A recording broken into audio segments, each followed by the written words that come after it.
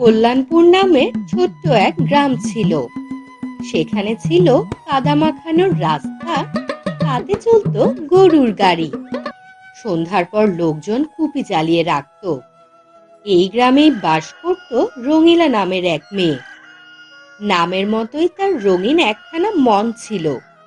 নতুন শাড়ি, লাল সিঁদুর, কানে দুল, গলায় হার, এসবের প্রতি তার টান ছিল অদ্ভুত। কিন্তু রঙিলার স্বামী মাধব ছিল গরিব কৃষক।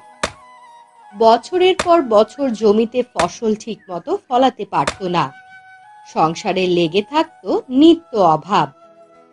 মাধব, সবাইকে দেখি নতুন শাড়ি পরে মেলায় ঘুরতে যায়, আমার কি কখনো শখ পূরণ হবে না? একদিন হবেই রঙিলা, তবে আগে আমাদের খেয়ে পরে বাঁচাটা দরকার। কিন্তু রঙিলার শখ আর দারিদ্র্যের লড়াই চলতেই থাকলো। সে সময় গ্রামে বেশ দাপট নিয়ে ঘুরত মহাজন গোপাল ঘোষাল। তার সুদের খাতার অঙ্কে অজস্র মানুষ সর্বনাশ হয়েছে। একদিন অভাবের তাড়নায় বাধ্য হয়ে মাধব তার কাছ থেকে টাকা ধার নিল। এনে টাকা, তবে সুদে আসলে হিসাব করবি। মাস গেলে সুদ না দিলে কিন্তু কড়ায় গন্ডায় সব নিয়ে নেব। জি দেব মহাজন বাবু। কিন্তু খরায় ফসল মরল, টাকা শোধ হলো না। গোপাল এসে মাধবের বাড়ির সামনে চিৎকার জুড়ে দিল। টাকা কোথায় মাধব? শোধ না দিলে ঘর বাড়ি সব বাজেয়াপ্ত করব। আমরা গরিব মানুষ, দয়া করুন বাবু। কিন্তু দয়া নেই গোপালের খাতায়। সে জমি জমা ঘরবাড়ি সবকিছু লিখে নিল নিজের নামে। রঙিলার সংসার ভেঙে গেল। তার স্বামী হতাশায় ডুবে গেল। অসহায় রঙিলা সবার সামনে কাঁদতে কাঁদতে বলল, গোপাল, তুমি মানুষ নও, রাক্ষস। আমার সংসার কেড়ে নিয়েছিস তুই। আজ যদি আমি মরে যাই, তোকে ছেড়ে কথা বলবো না বলছি। সেই রাতেই রঙিলা গলায় দড়ি দিল, আর সেখানেই জন্ম হলো শাকচুন্নি রঙিলার। রঙিলার মৃত্যুর পর থেকেই গোপাল অদ্ভুত ঘটনাতে জড়িয়ে পড়তে লাগলো। প্রথম রাত, গোপালের খাতায় লিখতে গিয়ে সে দেখল অঙ্ক সব মুছে গিয়ে লেখা আছে সুদ সমান পাপ। দ্বিতীয় রাত, গোপাল দেখল তার ভাতের হাঁড়িতে কোনো ভাত নেই, আছে শুধু কাটা ঝোপ আর লম্বা চুল। তৃতীয় রাত, গোপাল ঘুম ভেঙে দেখে আয়নায় নিজের মাথায় লাল সিঁদুর আর চোখে কাজল। ও মা গো, আমি মহাজন নাকি মহিলাজন? গ্রাম জুড়ে হাসাহাসি শুরু হলো। মহাজন তো এখন বউ সাজছে। রঙিলা শুধু ভয় দেখাতো না, মাঝে মাঝে এমন মজার কাণ্ড করত যে গ্রামবাসী বেশ মজা পেত। ধীরে ধীরে পুরো গ্রাম ভয়ে কাঁপতে লাগলো। রাত নামলেই কেউ আর একা রাস্তায় বের হতো না। সবাই বলতো রঙিলা বৌদি ফিরে এসেছে, মহাজনের সর্বনাশ করবে।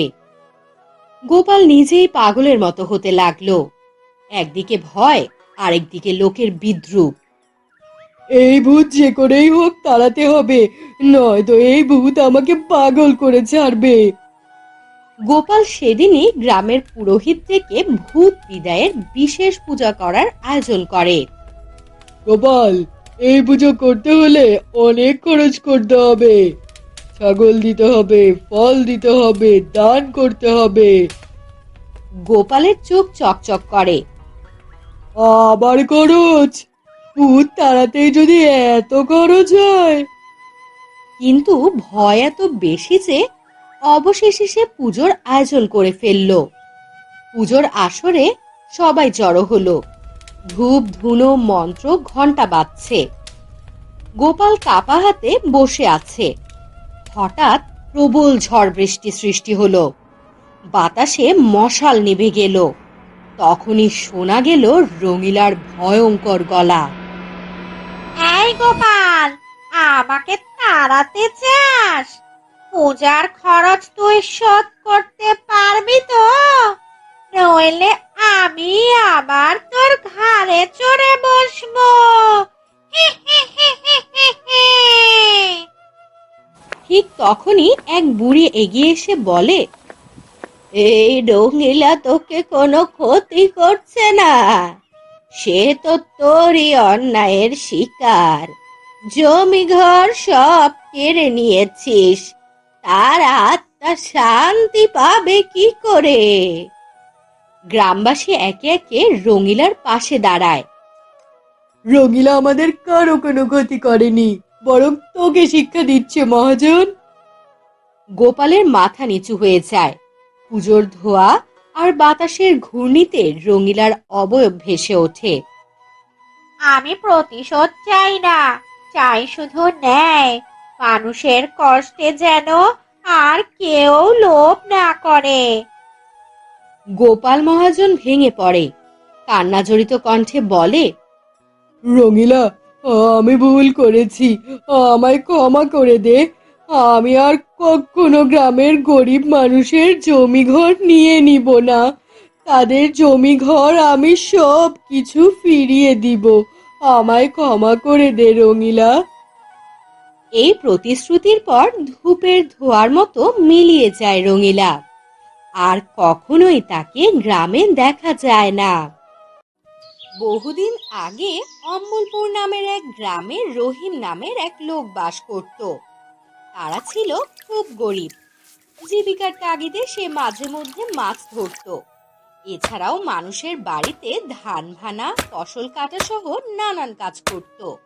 এমনি তাদের দিন চলতো। একদিনের কথা, রহিম আমতলার পুকুরটায় গিয়েছিল মাছ ধরতে। ঘন ঘোর বর্ষায় এখন মাছ ধরা ছাড়া আর কোনো কাজও নেই। কদিন ধরে যা বৃষ্টি পড়ছে না, অন্য কোনো কাজ বাজও পাচ্ছি না। সেই কখন জাল ফেলেছি, এখনো কোনো সারা শব্দ দেখছি না। জালটা কি টেনে উঠাবো নাকি? এই কথা বলে রহিম জালটা টেনে তোলে, কিন্তু সেখানে একটি মাছও ছিল না। এই যা, এ কি হলো? একটা মাছও উঠলো না। এমন হলে তো না খেয়ে থাকতে হবে। না না, আমি এক কাজ করি, আমি আবারও জাল ফেলি। এই পুকুরে তো সবাই মাছ ধরে। এরপর রহিম আবারও পুকুরে জাল ফেলে বসে অপেক্ষা করতে থাকে।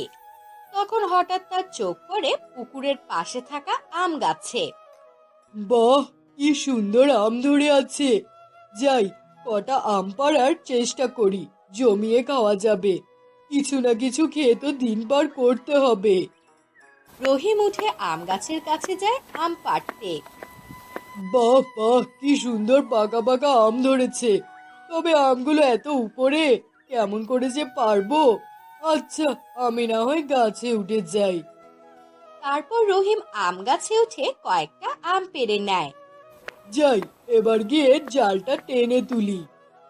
রহিম গিয়ে জালটা টেনে ওপরে তোলে, কিন্তু সেখানে একটি মাত্র মাছই ধরা পড়েছিল। ও মা, এ কি! মাত্র একটি মাছ ধরা পড়লো। এ পুকুরে তো মাছের কমতি নেই। তবে একটি মাছ কেন ধরা পড়লো? আবার জাল ফেলি তো। রহিম আবারও পুকুরে জাল ফেলে অপেক্ষা করতে থাকে। কিছুক্ষণ পর যখন আবার জাল ওপরে তোলে, সে দেখে সেখানে কোনো মাছ নেই। এ কি সর্বনাশ!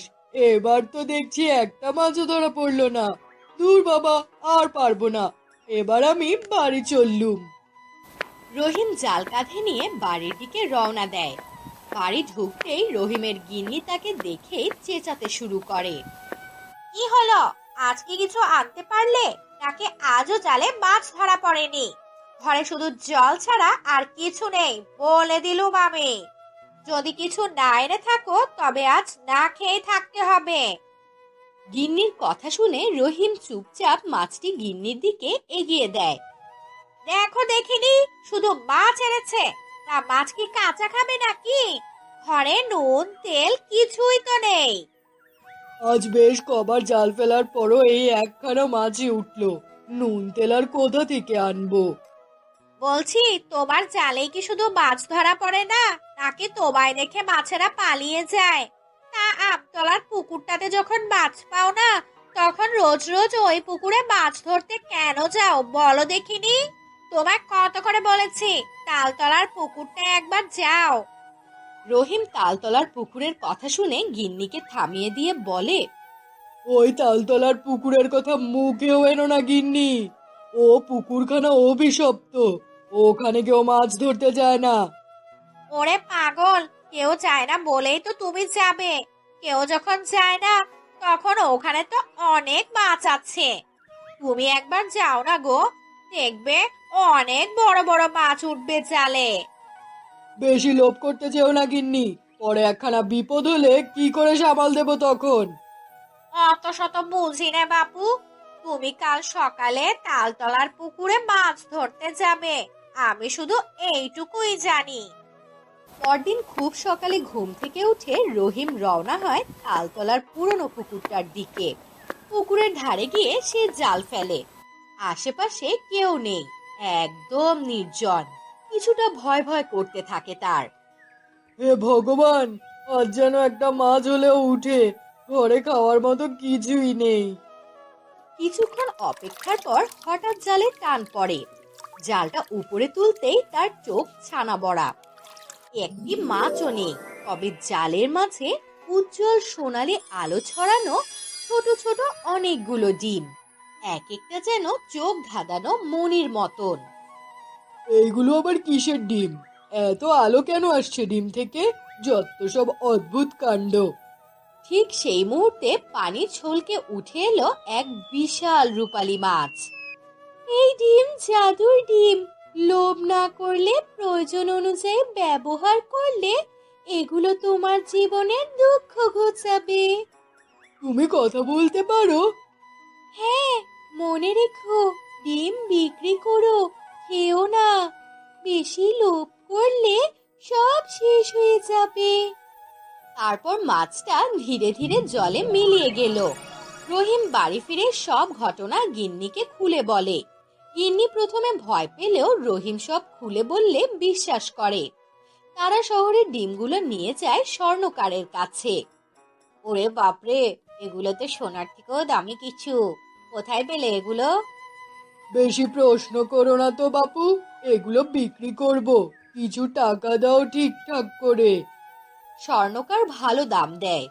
রহিম চাল ডাল লবণ তেল কাপড় সব কিনে নিয়ে বাড়ি চলে যায়। এভাবে কয়েক সপ্তাহে রহিমের সংসারে নতুন রং ফিরে পায়। গিন্নি নতুন শাড়ি পরে, বাড়িতে মাটির চুলো থেকে বেরিয়ে গ্যাসের চুলো বসে যায়। আশেপাশের লোকজন হিংসে করতে শুরু করে তাদের। এরপর একদিন গিন্নি এসে বলে, শোনো না গো, আরেকবার যদি ডিম পাওয়া যেত, খাবো তো, কত কিছু কেনা যেত, সোনা কিনে রাখা যেত, পাকা দালান বানানো যেত। গিন্নি মাছটা স্পষ্ট করে বলেছে লোভ না করতে, বেশি চাইলে সব হারাবে তখন। সবাই কয় সুযোগ বারবার আসে না, তুমি বুঝো না, এটাই আমাদের সময়। শেষ পর্যন্ত গিন্নির জেদের কাছে হার মানে রহিম। তারা আবারও পুকুরে যায়, জাল ফেলে ডিম পায়, বিক্রি করে, আরো টাকা পয়সা আসে। এরপর আবারও যায়, তবে আগের মতন আর ডিম পায় না। তবুও গিন্নির লোভ যেন থামে না। যতদিন পাওয়া যায় ততদিন তুলে রাখো, এই সুযোগ হাতছাড়া করা যাবে না। এক সময় তারা আর কোনো ডিম পায় না। তারা ভাবে হয়তো পুকুরের নিচে আরো আছে। সেই আশায় পাম্প ভাড়া করে এনে পুকুরের পানি শুকিয়ে ফেলার সিদ্ধান্ত নেয়। এইটা ঠিক হচ্ছে না গিন্নি, যদি কিছু না পাই। চুপ করো, আমি ঠিক বুঝছি। তলদেশে যা আছে একবার উঠে এলে আমাদের আর কোনো অভাব থাকবে না। তারা দিনরাত পানি ফেলতে থাকে। পুরো পুকুরটা একসময় শুকিয়ে যায়, কিন্তু তলদেশে তারা কিছুই দেখে না। না আছে মাছ, না আছে ডিম, শুধু শুকনো কাদা আর সাদা ধূসর পাথর। এমনকি একখানা মাছও নেই। এসব দেখে রহিম ও গিন্নি মাথায় হাত দিয়ে বসে পড়ে। তাদের এমন লোভের জন্য তারা সব হারিয়ে ফেলল। কল্যাণপুর নামে ছোট্ট এক গ্রাম ছিল।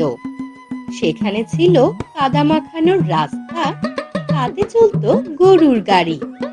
সন্ধ্যার পর লোকজন কুপি জ্বালিয়ে রাখতো। এই গ্রামেই বাস করত রঙিলা নামের এক মেয়ে। নামের মতোই তার রঙিন একখানা মন ছিল। নতুন শাড়ি, লাল সিঁদুর, কানে দুল, গলায় হার, এসবের প্রতি তার টান ছিল অদ্ভুত। কিন্তু রঙিলার স্বামী মাধব ছিল গরিব কৃষক। বছরের পর বছর জমিতে ফসল ঠিকমতো ফলাতে পারত না। সংসারে লেগে থাকতো নিত্য অভাব। মাধব, সবাইকে দেখি নতুন শাড়ি পরে মেলায় ঘুরতে যায়। আমার কি কখনো শখ পূরণ হবে না? একদিন হবেই রঙিলা, তবে আগে আমাদের খেয়ে পড়ে বাঁচাটা দরকার। কিন্তু রঙিলার শখ আর দারিদ্র্যের লড়াই চলতেই থাকলো। সে সময় গ্রামে বেশ দাপট নিয়ে ঘুরতো মহাজন গোপাল ঘোষাল।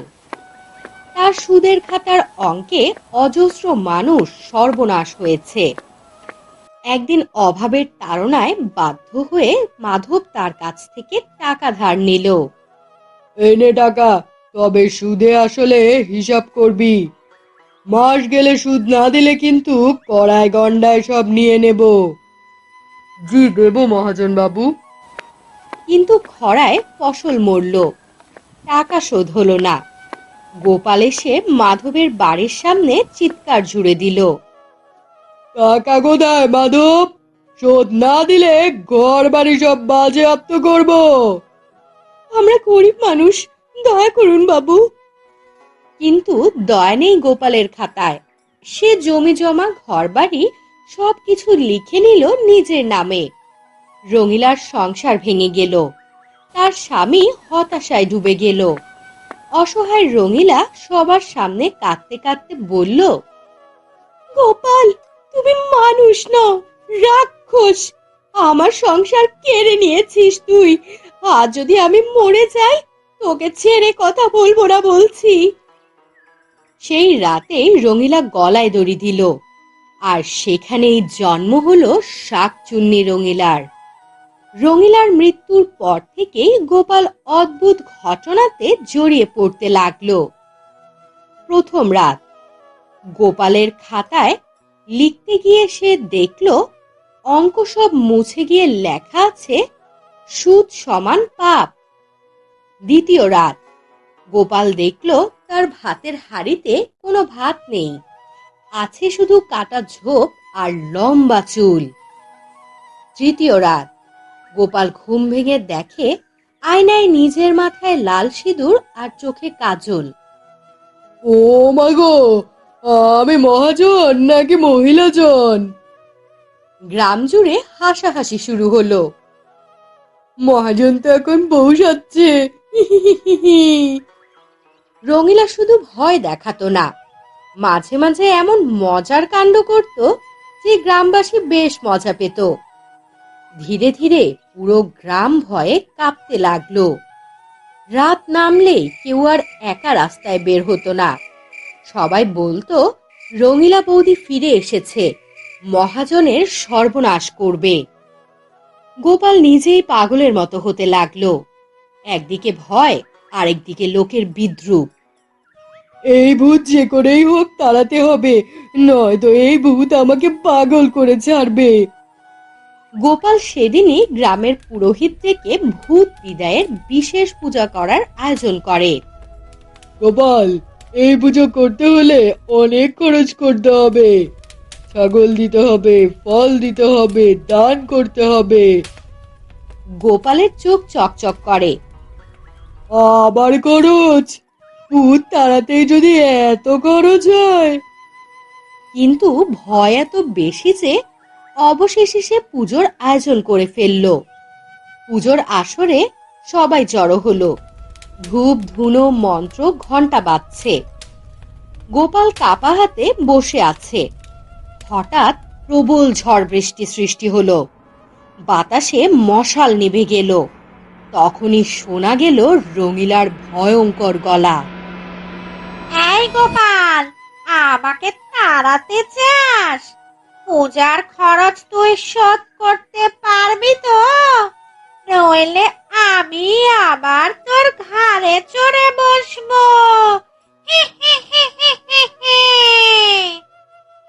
ঠিক তখনই এক বুড়ি এগিয়ে এসে বলে, এই রঙিলা তোকে কোনো ক্ষতি করছে না, সে তো তোরই অন্যায়ের শিকার।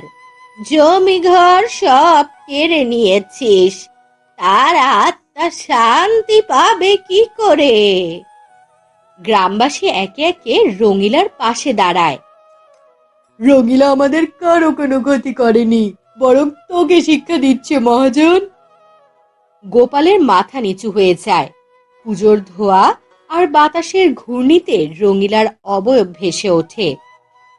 আমি প্রতিশোধ চাই না, চাই শুধু ন্যায়। মানুষের কষ্টে যেন আর কেউ লোভ না করে।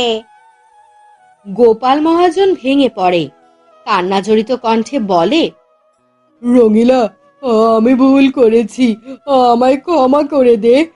আমি আর কখনো গ্রামের গরিব মানুষের জমি ঘর নিয়ে নিব না।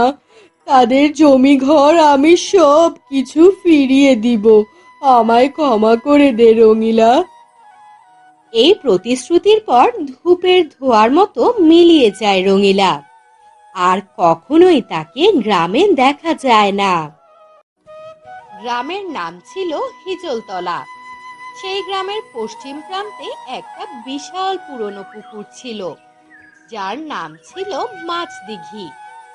লোকমুখে শোনা যায় বহু বছর আগে এখানকার জমিদার আজগর আলী নামে এক বৃদ্ধকে জীবন্ত পুকুরে ডুবিয়ে মেরেছিল, কারণ সে জমিদারের গুপ্তধন রক্ষা করতে রাজি হয়নি। আর এই লোক নাকি মৃত্যুর পরে মাছ হয়ে গিয়েছিল। সে থেকেই এই পুকুরের এমন নাম। এখন আর এই পুকুরে কেউই নামে না। গ্রামের মানুষ বলে, মাঝরাতে যদি পুকুরের পানি নাড়াস, পানির নিচে টান দিয়ে নামিয়ে নিবে রাক্ষসে মাছ। এই গ্রামে আসে শহর থেকে এক তরুণ, যার নাম ছিল রফিক। গ্রামে তার মামা থাকেন, তিনি একজন অবসরপ্রাপ্ত শিক্ষক। মামা রফিককে ঘরে বসিয়ে বললেন, এই দিঘির ইতিহাস জানতে চাস? কিন্তু রফিক, তুই সাবধানে থাকবি। মামা, ভয় পাবার কিছু নেই। আমি লোক কথা নিয়ে গবেষণা করি। ভূত টুতে ওসব আমি বিশ্বাস করি না। যারা বিশ্বাস করে না, তাদের জন্যই তো ভয়টা সত্যি হয়ে ওঠে। আমি বাস্তববাদী মানুষ মামা। কাল সকালে আমি পুকুরে যাব। পরদিন রফিক ক্যামেরা, নোটবুক আর ভয়েস রেকর্ডার নিয়ে গেল দিঘির ধারে। পুকুরটা যেন সময়ের বাইরে পড়ে আছে। চারপাশে ঘন জলজ শৈবাল, অদ্ভুত সবুজাভাব পানি, আর মাঝখানে একটা ভাঙা ঘাট। এক বৃদ্ধ মুচি পুকুরের ধারে বসেছিলেন। রফিক তাকে জিজ্ঞেস করলো, চাচা, এই দিঘির ইতিহাস জানেন? ওটা ইতিহাস না, ওটা ইতিহাস না, ওটা বাপের জায়গা বাবা। জমিদার আজগর আলীকে মেরে ফেলার পর পুকুরের সমস্ত পানি লাল হয়ে গিয়েছিল। সেই থেকে কেউ আর ওখানটায় নামে না। আপনারা ভয় পান? ভয় পাই না, কিন্তু আমরা অনেক সম্মান করি। ওই পুকুরে আত্মা আছে। রফিক হেসে হেসে নোট নিল, তারপর ছবি তুলল। কিন্তু হঠাৎই বাতাস থেমে গেল। পানির উপরে হালকা বুদবুদ উঠল। রফিক তাকিয়ে দেখলো পানিতে একটা ছায়া নড়ছে, যেন কেউ সাঁতার কাটছে। সে হেসে বলল, সম্ভবত বড় কোনো মাছ হবে। কিন্তু বৃদ্ধ উঠে দাঁড়িয়ে কাপা গলায় বলল, বাবা, এখান থেকে চলে যা। দুপুরের পরও জেগে ওঠে। রাতে রফিক রেকর্ডগুলো শোনার সময় লক্ষ্য করলো তার দিনের রেকর্ডিং এর মাঝে একটা অদ্ভুত আওয়াজ এসেছে। মৃদু গলা, কাপা কাপা কণ্ঠে কেউ বলছে, আমার জল কে নাড়লো? রফিক হতভম্ব। সে তখন একা ছিল, এবং তার আশপাশ দিয়েও কেউ ছিল না। তারপরই সে আবারও একটা শব্দ শুনতে পেল। আমার ঘাটে কে পা রাখলো? রফিক থেমে গেল, তার বুক ধড়ফড় করছিল। একটু পর সে স্বাভাবিক হয়ে এক হাসি দিয়ে বলল, শব্দ বিকৃতি ঘটেছে মনে হয়, ভয়েস ওয়েভ ইফেক্ট। হঠাৎই রাতের আধারে চাঁদ মেঘে ঢেকে গেল, আর পুকুরের দিক থেকে হালকা ছপ ছপ আওয়াজ আসছিল। রফিক ঘুমাতে পারছিল না। সে টর্চ হাতে ঘর থেকে বের হয়ে গেল। কি ব্যাপার, বিষয়টা একবার দেখতে হচ্ছে তো। ঘাটে পৌঁছে সে দেখল পানির মাঝে কিছু একটা ভাসছে। সে আলো ফেলে দেখল বিশাল আকৃতির একটা মাছ, কিন্তু এত অস্বাভাবিক বড়। এটা কি প্রজাতি? এত বড় মাছ, তাও আবার পানির উপরটায় ভেসে আছে। এমনটা তো কখনো দেখিনি। সচরাচর এত বড় মাছ এইটুকু পুকুরের ভিতরে কিভাবেই বা থাকবে? আর একটু কাছে গিয়ে দেখি তো। হঠাৎই মাছটা মাথা উঁচু করলো। তার মুখ থেকে একটা শব্দ বেরিয়ে এলো। ফিরে যা। রফিক ভয় পেয়ে কিছুটা পেছনে সরে গেল। কণ্ঠটা যেন মানুষের মতোই। কে তুমি? যেই পুকুরের জল নেড়েছিস তার বিচার হবে। রফিক দৌড়ে পালাতে চাইলো, কিন্তু তার পা যেন ভারী হয়ে গেল। হঠাৎ সে এক অদ্ভুত জগতে এসে পড়ল। আমার নাম আজগর আলী। জমিদার আমাকে এই পুকুরেই ডুবিয়ে মেরেছিল, কারণ আমি তার লুকোনো রক্তমণি গুপ্তধন রক্ষা করতে পারিনি। তুমি আমাকেই কেন ধরলে? আমি কি অপরাধ করেছি? কারণ তুই ওদের বংশধর, তোর রক্তে তাদের ঋণ আছে। রফিক বিস্ময়ে চিৎকার করে বলল, আমি কিচ্ছু জানি না। আমি এসবের কিচ্ছুই জানি না। আমায় ছেড়ে দাও, দয়া করো। দয়া করে আমায় ছেড়ে দাও। পাপ উত্তরাধিকার হয়ে থাকে। তুই যখন আমার জল নাড়লি, আমি তখনই জেগে উঠেছি। হা হা হা হা হা। আমি মুক্তি দিতে চাই তোমাকে। বলো, আমাকে কিভাবে কি করতে হবে? আমার অস্থি এই পুকুরের তলায়, ওটা তুলে কবর দে, তাহলেই আমি মুক্তি পাবো। রফিকের হঠাৎ মাথা ঘুরতে শুরু করে। একটু পর সে নিজেকে নিজের ঘরের বিছানায় পায়, কিন্তু তার সারা শরীরে কাদা লেগেছিল। তার মানে তার মানে আমি সত্যি সেখানটায় গিয়েছিলাম। পরদিন সে একজন গ্রামবাসী নিয়ে দিঘিতে যায় এবং সেখানে সে ডুবুরি নামায়। ডুবুরি উঠে এসে বলে, ভাই, নিচে তো অনেক হাড়গোড় পাওয়া গেছে, মানুষের হাড়। সবাই আতঙ্কে ছুটে যায়, আর রফিক হাড়গুলো তুলে কবর দেয় গাছতলায়। হঠাৎই এক বাতাস বইতে শুরু করে। পুকুরের পানি হঠাৎ একদমই শান্ত হয়ে যায়। এরপর থেকে সেই গ্রামে আর কোনো ভুতুড়ে ঘটনা ঘটেনি।